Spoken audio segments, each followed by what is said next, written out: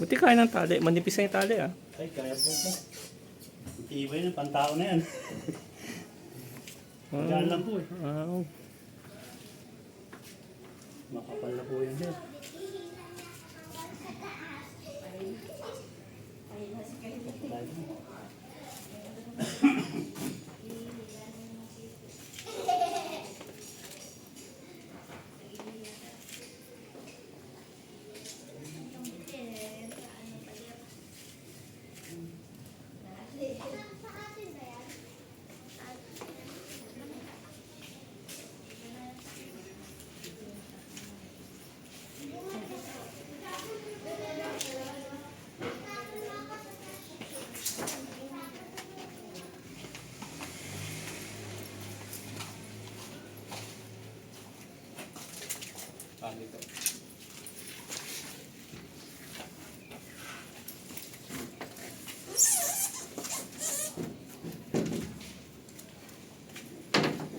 Kunin natin.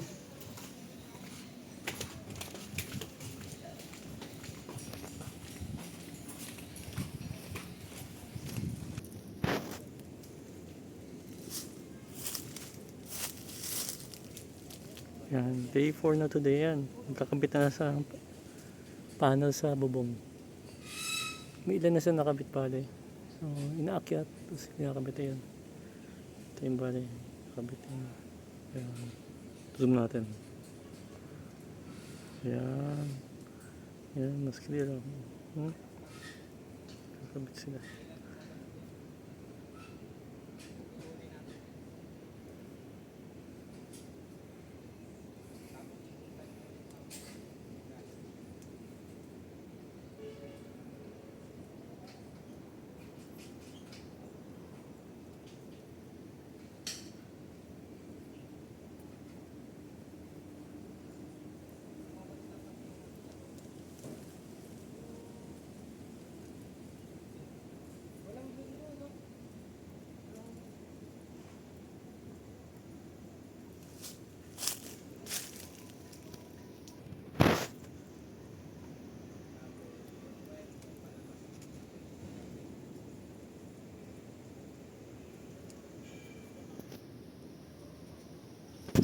Ito, yan yung pag-akit ng ano, panas punta sa bubong. Yung nakatak, pinapakit.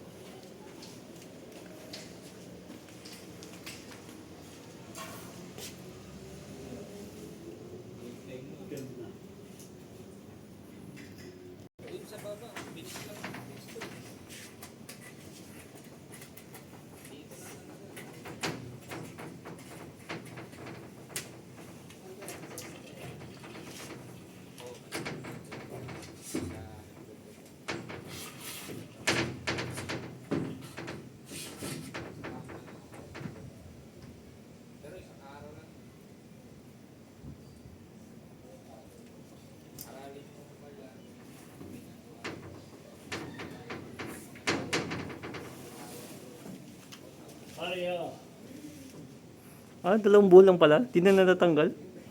Ah, ganun lang. Paano lang kasi siya yan? Nagaan lang. Akala ko dahil maraming buhol. 2 buwan lang po. Hey.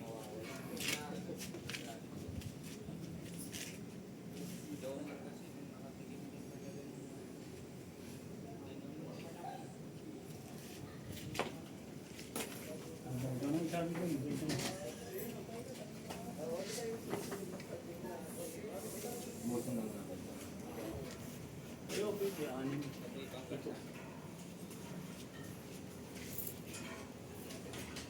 Yung botelya, tumama. Nasira po yung botelya.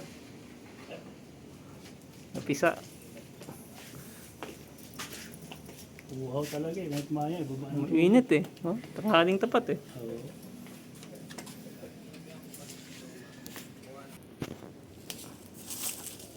Ayan, ito yung mga bagong akit ng mga panels. Ah, nasa second na pa siya row.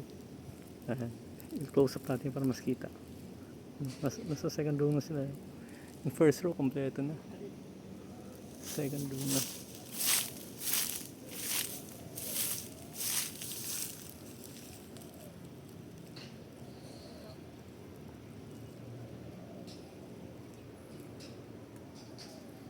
kinaklamp nila. Ang init.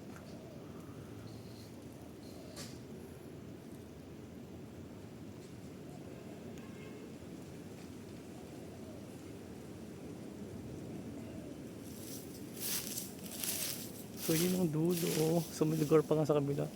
Oh, may lugar pa nga dun.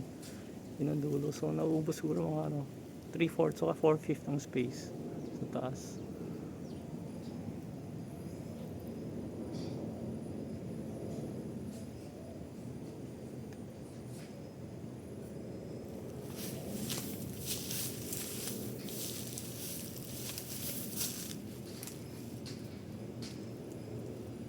Kinaklamp.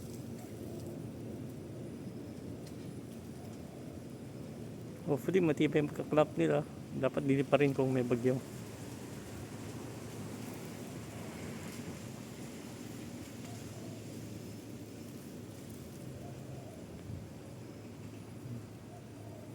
Zoom, zoom, zoom. Ngayon, atras na tayo ngayon.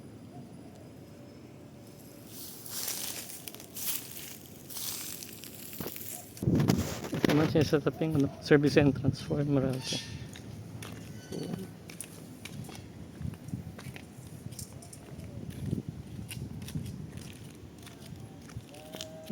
Laki ng warnings. Ayan. So far, yan yung half day break. So, mag-lunch break muna sila. So, ayan. Yung sa bubong, ongoing. And then, service entrance, ongoing din.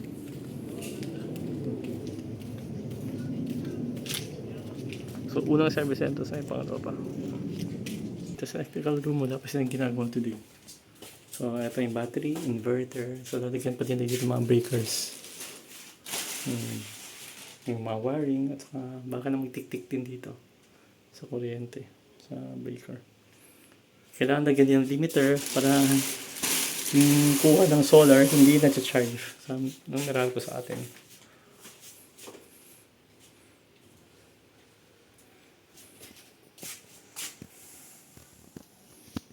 May brand ba ito? May model ba ito? Walang model number ito. Hindi nakikita. Yung model number ng battery. Pwede ko makita.